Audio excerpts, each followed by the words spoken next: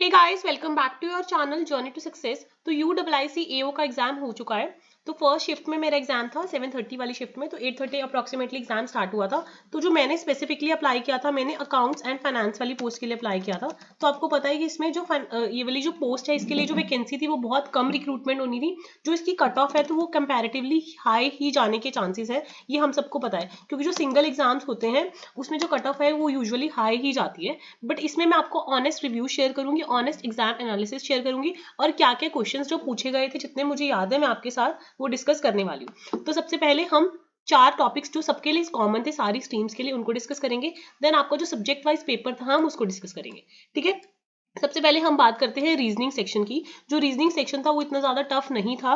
Reasoning जो आया हुआ था वो मॉडरेट ही आया हुआ था। तो reasoning was moderate, easy to moderate ही मैं रीजनिंग को बोलूंगी।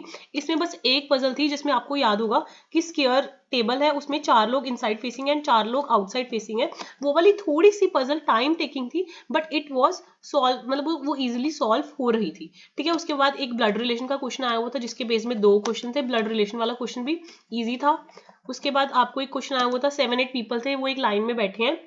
4 पीपल उसमें से साउथ फेस कर रहे हैं और 3 नॉर्थ फेस कर रहे हैं। तो वो वाला क्वेश्चन भी डुएबल था। बाकी सिलॉग के क्वेश्चन थे, जो सिलॉग के क्वेश्चन थे वो भी काफी ज्यादा डुएबल थे और काफी ज्यादा इजी थे। इनइक्वालिटी का कोई भी क्वेश्चन नहीं आया हुआ था एज सच।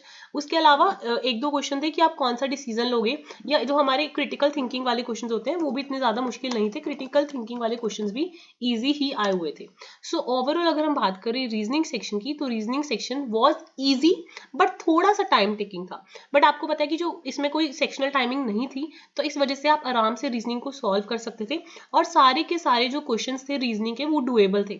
हालांकि मैं इसमें एक क्वेश्चन में स्टक हो गई थी, जिसमें आपको क्या करना था कि जो भी नंबर था जिनके प्रीसीडिंग ऑड नंबर है, उनमें से आपको 1 ऐड करना है और बाकी सारे नंबर्स में से 3 सब्ट्रैक्ट करना है। पता नहीं क्यों उसका जो बार बार आंसर था मेरा 11 आ रहा था, बट जो 11 था वो ऑप्शन में ही नहीं था।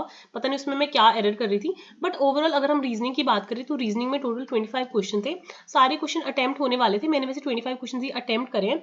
बट आप इजिली मानो कि जिनकी अच्छी प्रिपरेशन है वो 23 स्कोर कर सकते हैं रीजनिंग में। एज सच कुछ इतना डिफिकल्ट नहीं था अगर आपको कट ऑफ के विद इन लाई करना है। ठीक है, सेकंड हम बात करते हैं हमारी इंग्लिश लैंग्वेज की। इंग्लिश लैंग्वेज भी उन्होंने इतनी टफ नहीं डाली हुई थी। English section was also moderate, moderate ही बोलेंगे कि इंग्लिश सेक्शन मॉडरेट था। इसमें जो कॉम्प्रिहेंशन बेस्ड क्वेश्चन थे वो तो बहुत ही ज्यादा इजी थे। कॉम्प्रिहेंशन तो इजीली सॉल्वेबल हो रहा था। उसके अलावा उन्होंने वर्ड यूसेज पूछी हुई थी, रीजम्बल सेंटेंसेस नहीं आए थे। एरर वाले क्वेश्चंस भी बहुत ज्यादा इजी थे, एरर वाले भी इजी थे। और वो पूछ रहे थे कि कौन सा वर्ड है जो सेंटेंस में इजीली फिट हो रहा है, वो वाले क्वेश्चंस भी इजी थे। एरर वाले भी इजी थे, वर्ड वाले भी इजी थे। जो उन्होंने वो करना था कि वर्ड आप जम्बल्ड में है उनको अरेंज करो, वो वाला भी सेक्शन इजी था।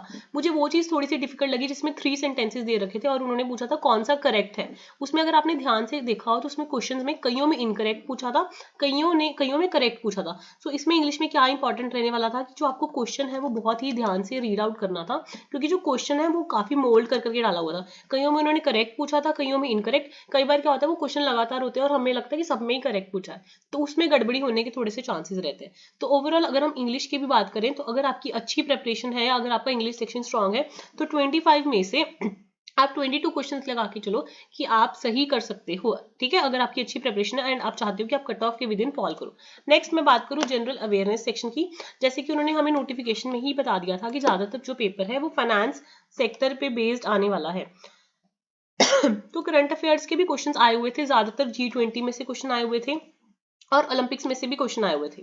ठीक है, तो जो पेपर था वो स्टैटिक भी था, करंट भी था, जनरल अवेयरनेस मॉडरेट थी। जिन्होंने अच्छे से थोड़ा सा पढ़ रखा है या थोड़ा सा स्टैटिक जीके के टच में है, वो अच्छे से इस सेक्शन को अटेम्प्ट कर सकते थे। हालांकि जो मेरा जीके वाला सेक्शन है वो ओके ओके ही गया है, बट जो मेरे को क्वेश्चंस कुछ याद है वो मैं आपके साथ डिस्कस कर लेती हूँ कि कौन कौन से क्वेश्चन आए हुए थे। एक तो उन्होंने पूछा हुआ था लार्जेस्ट सोर्स क्या है FDI का इंडिया में। ठीक है, एक तो ये क्वेश्चन आया हुआ था। नेक्स्ट क्वेश्चन उन्होंने पूछा हुआ था NFRA की फुल फॉर्म पूछी हुई थी, which is national financial reporting authority. बाकी उन्होंने कुछ ऑप्शंस दिए हुए थे, उसमें से वो पूछ रहे थे कि which is not a regulatory body. ठीक है, एक ही क्वेश्चन आया हुआ था। उसके अलावा एक क्वेश्चन आया हुआ था हाँ, इंश्योरेंस सेक्टर में FDI कितनी है, FDI इंश्योरेंस सेक्टर में कितनी है, एक ही क्वेश्चन आया हुआ था। ठीक है, उसके अलावा एक क्वेश्चन आया हुआ था बायोफ्यूल जो अलायंस बनी है अभी रिसेंटली, बायोफ्यूल अलायंस बनी है जो, बायोफ्यूल अलायंस जो बनी है उसमें इंडिया, ब्राजील और जो कंट्रीज हैं उनका शेयर कितने परसेंट है बायोफ्यूल का, 70%, 75%, 80%, 85% ऐसे करके ऑप्शन आए हुए थे। ठीक है, उसके बाद आपको पता है कि अभी इंडिया ईस्ट मिडल ईस्ट वो कॉरिडोर नहीं बना है, तो उसमें which country is not part of that corridor, which country is not part of that corridor. ठीक है, ये क्वेश्चन आया हुआ था। उसके बाद नेक्स्ट क्वेश्चन उन्होंने ईवी डे पूछा हुआ था। उसके बाद उन्होंने पूछा हुआ था LIC में which bank has maximum share. ठीक है, उसके बाद उन्होंने पूछा हुआ था कि जो REIT है उसमें उसको रेगुलेट कौन करता है, REIT को रेगुलेट कौन करता है, एक ये क्वेश्चन आया हुआ था। उसके अलावा ये पूछा हुआ था KYC की सेंट्रल रजिस्ट्री कौन है, मतलब ये सारा देखता कौन है KYC का इंडिया में। ठीक है, उसके बाद पूछा हुआ था फाइनेंशियल इंक्लूजन रिपोर्ट कौन तैयार करता है। एंड या एक क्वेश्चन था शॉपसी वाला, शॉपसी का भी पूछा हुआ था कि शॉपसी किसकी सब्सिडरी है, इस टाइप पे बेस्ड क्वेश्चन आया हुआ था एक। उसके अलावा फेक और स्पैम कॉल्स में भी क्वेश्चन आया हुआ था कि उसमें मतलब कनेक्शन वगैरह का कुछ पूछा हुआ था। एक ओलंपिक्स का रिकॉर्ड का क्वेश्चन आया था, ओलंपिक्स का रिकॉर्ड का क्वेश्चन आया था। ठीक है, उसमें एक पूछा हुआ था कि हाँ अगर आपका एनुअल रिटर्न 5 करोड़ से कम है तो 4 डिजिट का होता है HSN कोड का कोड, और अगर आपका 5 करोड़ से ज्यादा है तो कितने का होता है HSN कोड। ठीक है, उसके अलावा green railway station platinum ranking वाला आया हुआ था एक क्वेश्चन। ठीक है, then next question was highest Indian rupee में अगर हम बात करें तो कौन सी करेंसी है। ठीक है, एक ही क्वेश्चन आया हुआ था, जितना मुझे याद आ रहा है मैं आपसे वही डिस्कस कर रही हूँ। उसके बाद हाँ G20 के ट्रायोका मेंबर्स का क्वेश्चन आया हुआ था। ठीक है, नेक्स्ट क्वेश्चन वाज एक उन्होंने पूछा हुआ था हाँ which bank is not a part of world bank, world bank का कौन पार्ट नहीं है। मतलब ऐसे ऐसे क्वेश्चन आए हुए थे, मतलब ज्यादातर क्वेश्चंस जो थे that was based on the finance sector, doable questions थे, मतलब अगर आपकी थोड़ी सी प्रिपरेशन अच्छी है तो आप अटेम्प्ट कर सकते थे। ठीक है, बाकी थोड़ा इसमें ये भी इशू था कि नेगेटिव मार्किंग का इशू था, तो आपको जो क्वेश्चन थे वो ध्यान से अटेम्प्ट करने थे। नेक्स्ट अगर मैं बात करूँ कॉन्ट्स सेक्शन की, तो कॉन्ट्स सेक्शन में एज सच अगर मैं बोलूँ DI बेस्ड क्वेश्चन नहीं थे, क्वेश्चन वाज नॉट देयर। और इसमें अगर आप बात करें कि अगर 25 क्वेश्चन थे ना, उसमें से अप्रोक्सीमेटली 8-9 क्वेश्चन तो कंप्यूटर के ही थे फ्लैट। तो जो कंप्यूटर वाले क्वेश्चंस थे वो भी इतने ज्यादा डिफिकल्ट नहीं थे, मतलब ठीक थे कंप्यूटर वाले क्वेश्चंस। और उसके अलावा जो बाकी थे कॉन्ट्स के क्वेश्चन वो अरिथमेटिक बेस्ड थे, उसमें से सारे क्वेश्चंस डुएबल थे, अरिथमेटिक इजी था, डिफिकल्ट नहीं था। ट्रेन वाला क्वेश्चन आया हुआ था, उसके अलावा क्या कहते हैं सारे क्वेश्चन आए हुए थे हर तरह के, एक सिलेंडर वाला क्वेश्चन आया हुआ था। ठीक है, तो जो कॉन्ट्स सेक्शन था वो इजी था, डुएबल था। नंबर सीरीज के इजी क्वेश्चन आए हुए थे, नंबर सीरीज के काफी इजी क्वेश्चन थे। एक सीरीज का क्वेश्चन था जो 0.5 वाला था, थोड़ा सा टाइम टेकिंग था बट वो इजीली सॉल्व हो रहा था एंड में। ठीक है, जो कंप्यूटर के क्वेश्चन है उसमें उन्होंने वो ग्राफिक वाली वो फुल फॉर्म भी पूछी हुई थी, तो कंप्यूटर वाज आल्सो डुएबल। तो इसमें से भी अगर आप मान के चलो कि अगर 25 क्वेश्चन है, मिनिमम 15 क्वेश्चन तो ऐसे होंगे कि जो आपको पता है कि आप सही करके आए ही होंगे। नेक्स्ट हम बात करते हैं सब्जेक्ट वाइज पेपर। तो ये सब्जेक्ट वाइज पेपर जो आपकी अपनी स्ट्रीम है उसके ऊपर बेस्ड था। तो बेसिकली मेरा फाइनेंस एंड अकाउंट्स का बैकग्राउंड है, तो उसके ऊपर बेस्ड आया था पेपर। तो पेपर इजी था फाइनेंस एंड अकाउंट्स का। GST का 1-2 क्वेश्चन आया हुआ था। उसके अलावा इसमें से जो क्वेश्चन आए हुए थे वो जो इन्होंने प्रॉपर सिलेबस दिया हुआ था, सिलेबस में से ही क्वेश्चन आए हुए थे। रेशियोज के ऊपर काफी सारे क्वेश्चन आए हुए थे, इसमें से GST का क्वेश्चन आया हुआ था। ज्यादातर क्वेश्चन इनकम टैक्स एक्ट के थे। ठीक है, एग्जाम्पशन वगैरह पूछी हुई थी। तो ये आपके सब्जेक्ट के ऊपर डिपेंड करता है आपने कैसे हिट करा है। सो यूजुअली अगर किसी को नॉलेज है तो वो 50 में से इजीली आप बोलो 30 क्वेश्चन करके आ सकता था, ऐसा पेपर था।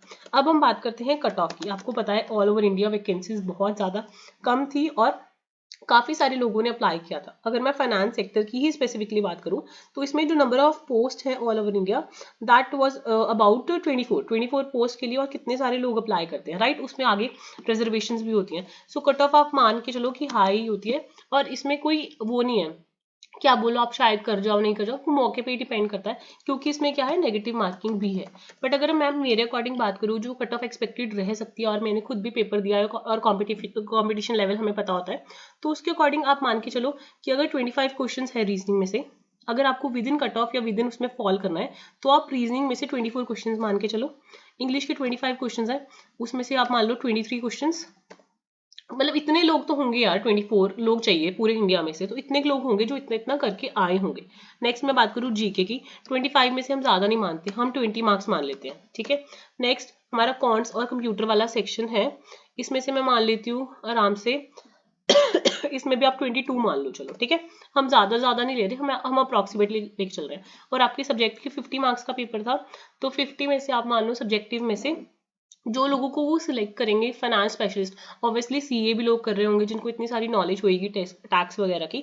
सो 35 मार्क्स तो मिनिमम मान लो, वैसे तो यहाँ पे 37 ही मानो। सो जो मिनिमम कट ऑफ मेरे अकॉर्डिंग इस पेपर के लिए रह सकती है, that is 24 plus 23 plus 20 plus 22 plus 37 की एटलीस्ट अगर हम मान के चलें 150 में से हम इसमें जो क्वेश्चंस आए थे 150 क्वेश्चंस आए थे, तो ये सारे तो 1 1 मार्क के ही हैं, बट जो है हमारा 37 मार्क्स वाला है इसको इंटू 2 कर लो आप, क्योंकि ऑब्वियसली ये वाले इंटू 2 भी हम क्वेश्चंस की बात कर रही थी ना, तो इंटू 2 करके ये कितना बैठेगा, 74 बैठेगा, राइट, 74।